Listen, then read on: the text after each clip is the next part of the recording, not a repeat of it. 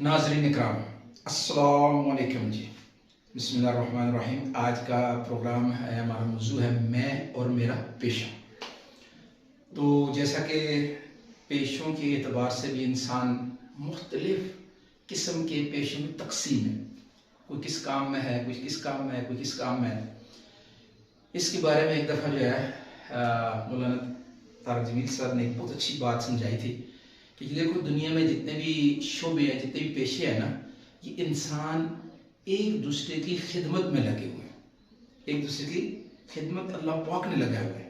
अब कहते हैं ये सारे इंसानों ने, 8 अरब इंसानों ने मिलकर कोई मशवरा किया है आपस में बैठ के, इतने आदमी जो हैं वो फलां पेशे वाल अख्तियार कर लें, इतने आदमी ज़िम्मेदारा शुरू कर दें, इतने आदमी तिजारत शुरू कर दें, इतने आदमी डॉक्टर बन जाए, इतने आदमी वो माल मवेशी, और इतने आदमी जो हैं वो कपड़े बनाना शुरू कर दें। ये फरमाने लगे कि नहीं भाई, अल्लाह रब्बुल इज़्ज़त चूँकि इस कायनात के खालिक हैं, मालिक हैं, राज़िक हैं, तो अल्लाह पाक बंदों के दिलों के अंदर ना खुद से तकाज़ा पैदा करते हैं।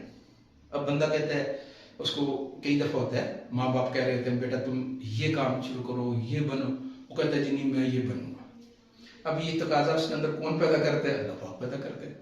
तो हम अपने आप को ये समझा करें कि हम किसी भी पेशे के साथ इंसानियत की खिदमत पर मामूर हैं, और इसी को हम दुनियावी जितने उलूम हैं, ये फ़नून जितने भी हैं, ये हम पढ़ते हैं तो ये खिदमत के उन्वान से है। अब सारे लोग कहते तो यही है कि मैं जी खिदमत के जज्बे से फलाना काम कर रहा हूँ, फलाना काम कर रहा हूँ, फलाना काम करूँ, अल्लाह करे उसमें खिदमत का जज्बा आ जाए। फ़िलहाल तो ऐसा माहौल बता, कुछ अर्सा पहले खिदमत का जज्बे थे, इसमें कोई शक वाली बात नहीं, लेकिन अब चूँकि मादा परस्ती आ गई है, माल और दौलत की हरस आ गई है बहुत ज़्यादा, क्योंकि हर जगह तस्करे माल से होने का यकीन बना है, तो हर आदमी मालिक बने, और बड़े बड़े मुअज़्ज़ज़ पेशे भी इस वक्त माल की खातिर दूसरों को धोखा दे रहे। यकीन करें दुख होता है, लेकिन चूँकि हमारा प्रोग्राम तनकीद करना नहीं है, हमारा प्रोग्राम है मुस्बत किरदार को उजागर करना। इसलिए आज मैं एक आपको वाक़या सुनाता हूँ। एक वकालत एक पेशा है, और ये भी इंसानियत की खिदमत के लिए है।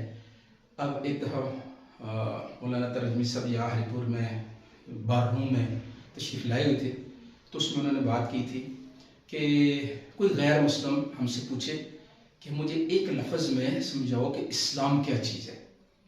मेरे पास ज़्यादा वक्त नहीं है तफसीलात का, तो कहते हैं उस एक लफ्ज़ के लिए जो उलमा इकराम ने लफ्ज़ चुना है ना, वो है अदल। यानी इस्लाम का दूसरा नाम अदल है, अदल व इंसाफ। चूँकि हमारा मुअज़्ज़ज़ पेशा वकला साहबान का है, वकला साहबान जो है वो किसी भी बंदे की तरफ से उसूल अदल के लिए उसके वकील बनते हैं। अब वो एक अमानत है, अमानत के तौर पे जो है उन्होंने वो काम करना होता है। तो इसके लिए मैं आपको वाक़या सुना देता हूँ कि मेरे एक बहुत अच्छे दोस्त हैं, भाई हैं, अख्तर अबान साहब है, इस्लामाबाद उनका प्रैक्टिस है। तो उन्होंने मुझे खुद ये बात सुनाई थी। कहते हैं मैं मेरे दफ्तर के और रास्ते के दरमियान में एक जगह मेरा रोज़ाना का मामूल है कि मैं वहाँ पे असर की नमाज़ पढ़ता हूँ और फिर दफ्तर जाता हूँ। एक दिन मैं वहाँ पर गया तो बहुत ज़्यादा गाड़ियाँ थी, रश थी। तो मैंने किसी से पूछा क्या बात है? उन्होंने कहा जी मौलाना तरजमी साहब की जमात आई हुई है। अच्छा, वो दोस्त मेरा उसी मस्जिद का ही साथी था, तो मैंने उससे कहा कि यार मेरी उनसे मुलाकात करा सकते हो? कहता जी हाँ करवा सकता हूँ। नमाज के बाद जो है मुझे वो ले गया मौलाना के पास। मौलाना बैठे, उसने मेरा तारफ़ कराया कि ये बड़े अच्छे बड़े वकील साहब हैं हमारे एरिए के।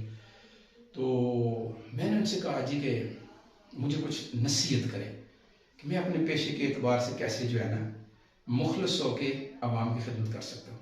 तो मौलाना तरजमी साहब ने फरमाया कि देखो भाई, तुम अपने पेशे में ये देखो कि जो मजलूम है ना, मजलूम के अमायती बन।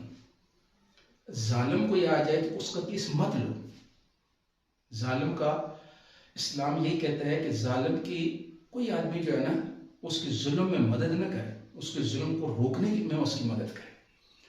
तो कहते बाकी तो जैसे भी बातचीत हुई, बहरहाल मैंने आके अपने जहन में वो बात ले ली और अपने दफ्तर में मैंने लिख कर लगा दिया, बोर्ड लगाया कि भाई जिस आदमी ने भी, जो आदमी हमारे पास आ रहा है वो समझता है कि मैं नाहक पर हूँ, मैं नाहक पर हूँ, जुल्म किया हुआ है, तो इस दफ्तर से उसकी कोई मदद नहीं की जाएगी। और इसके साथ ही उन्होंने बताया कि इस तरह हुआ कि उन्हीं दिनों अल्लाह पाक मेरे लिए आजमाइश का दरवाज़ा भी खोला। एक बड़ा मशहूर वाक़या हुआ था कि इस्लामाबाद के अंदर जो है एक सेक्रेटरी लेवल के वो बंदे थे, तो उन्होंने, उनकी बीवी ने, उन्होंने किसी अपने नौकर को उसको जलाया। तो वो मीडिया पे आ गया, केस ट्रायल आ गए। तो वो जो सेक्रेटरी साहब थे वो मेरे पास आए और उन्होंने आके कहा जी कि ये केस आपने लेना है जी, हमारे खिलाफ FIR हो गई है। तो मैंने कहा जी ठीक है। वो जो मामलात होते हैं, उन्होंने मुझे 50,000 रुपया एडवांस दी, बाकी कुछ मामलात थे जो भी तय होती फीस वगैरह के। अब कहते हैं कि हमारा तरीक़ाकार होता है, हम केस के बारे में ये जानने के लिए जो तफ्तीशी था, कहते हैं मैं, वो मेरा वाक़फ़ था, मैंने उसको बुलाया।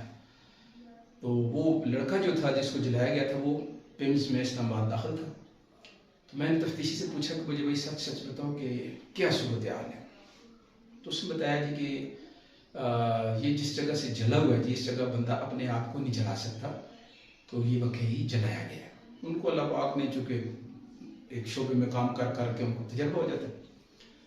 तो कहते हैं मुझे जब तसल्ली हो गई तो मैं शाम के वक्त जो है ना उन सेक्रेटरी साहब के घर चला गया। उनको मैंने बताया जी, बुलाया, मैंने कहा अपनी बीवी को भी बुलाए। तो मुझे एक बात बताया, कहते हैं कि मैंने उनसे कहा कि वकील से और डॉक्टर से कोई चीज़ छुपानी नहीं चाहिए, ताकि वकील भी सही तरह से आपका केस लड़ सके और डॉक्टर भी आपका सही इलाज कर सके। तो बेगम को उसको बिठाया और ये किया, पूछा उनसे, जब पूछा तफ्तीश की तो उनकी बेगम ने बता दिया कि हाँ इस तरह उसने चोरी की थी, पता नहीं क्या किया था, तो ये हमने किया। कहते हैं जी मैंने अपने जेब में से फ़ौरन जो है ना 50,000 रुपये निकाले, उनके हाथ पे डाले। वो बेचारे परेशान हो गए। तो कहते क्या बात है। मैंने कहा जी कि मैं आपकी कोई मदद नहीं कर सकूँगा, मैं सिर्फ मजलूम की मदद के लिए वकील बना। तो कहते हैं उन्होंने बड़ी इजाज़त की, लेकिन फिर मुझे कहने लगे कि अच्छा कोई और वकील मुझे बता दें कि मैं किसके पास जाऊँ। तो उन्होंने कहा जी मैं इसमें भी आपकी कोई मदद नहीं करूँगा, बहुत वकील है, आप जाके कर लें। तो जब मैं निकलने लगा, मुझे कहते हैं जी कोई उनके हमारे इस इलाके कोई MNA थे, उनकी सिफारिश भी थी उनको कि भाई मजलूम है, इसके साथ ज्यादती हुई है। तो सेक्रेटरी साहब कहने लगे मेरे को मदद कर दें, उनके साथ कोई बातचीत कर दें। तो इन्होंने कहा हाँ इसमें ज़रूर मदद करूँगा कि आपकी सुलह सफाई हो जाए। तो ये कहते हैं कि फिर मैंने उन दूसरी पार्टी से बात की, फिर उनको बुलाया, फिर उनके घर जाके जो है बैठ के सेक्रेटरी साहब को मैंने बताया जी कि आपका अभी आपने मेरे साथ इतनी फ़ीस का मामला तय किया था और बाकी सारे जितने भी काम हैं ना करते भी आपका 4-5 लाख रुपया लग जाएगा और बेइज्जती जो है वो इलादा से। तो मेरी राय ये है कि आप 5 लाख रुपया इनको दे दें, गरीब लोग हैं, आपने इनके साथ ज्यादती की है, तो ये केस से भी ख़त्म हो जाए। सेक्रेटरी साहब ने मेरी तरफ देखा तो मुझे कहते हैं जी ये ज़्यादा मैंने करी। तो बल आखिर उनकी बैठ के वहीं पे मैंने सुलह सफाई करवा के और मजलूम को उसकी दरदरसी करवा दी और उनको भी एहसास हो गया। तो वकला एक मुअज़्ज़ज़ पेशा है, तो इसके लिए मेरी वकला साहबान से दरख्वास्त है कि अपने पेशे से अवामी खिदमत, इंसानियत की खिदमत लेकर, जज्बा लेकर आगे चले। रिस्क अल्लाह पाक ने जो आपके मुकद्दर में किया है वो आपको मिल कर रहेगा। हदीस का मफ़हूम है कि रिस्क का फरिश्ता बंदे को ऐसी तलाश करता है जैसे मौत का फरिश्ता। जिस तरह आदमी मौत के फरिश्ते से बच नहीं सकता, इस तरह अपने मुकद्दर की रोज़ी से बच नहीं सकता।